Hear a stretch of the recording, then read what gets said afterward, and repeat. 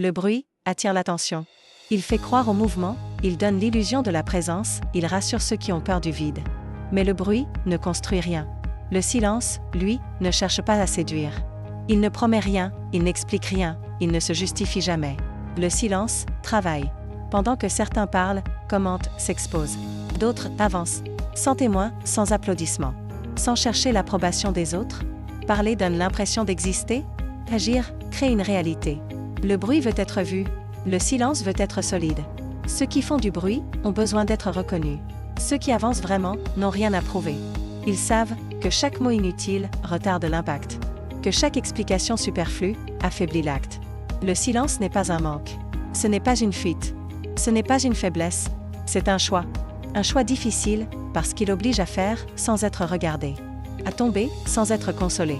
À progresser sans être félicité. Le silence construit la discipline. Là où le bruit nourrit l'ego. Dans le silence, il n'y a pas d'excuses. Pas d'histoire à raconter. Pas de rôle à jouer.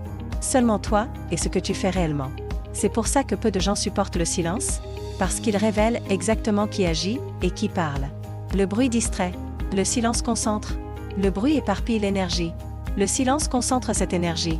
Et avec le temps, ce qui est construit dans le silence devient impossible à détruire. Quand le moment arrive, on ne t'entend pas venir. On voit seulement le résultat. Et c'est là que le bruit se tait.